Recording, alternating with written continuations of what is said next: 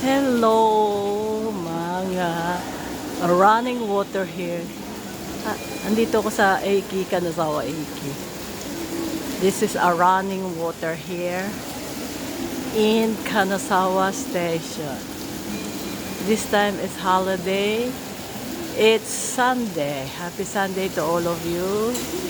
And have a running water here. There. I'm in the subway. Like this.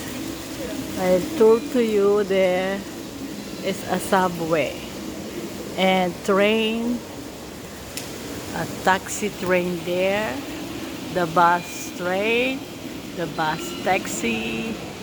Look at that. It's a very beautiful place here, you know, very clean, not populated.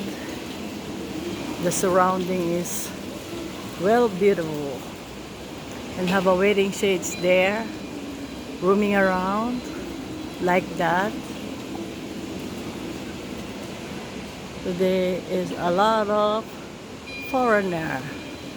It's a 3 days vacation here in Kanazawa.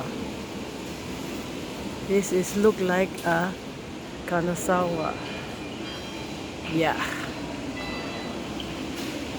Like that, Kanazawa Station. A stone here. I have to go upstairs and ride a bus. Going home. Yeah. Okay. Good vibes to all of you. Have a blessed Sunday.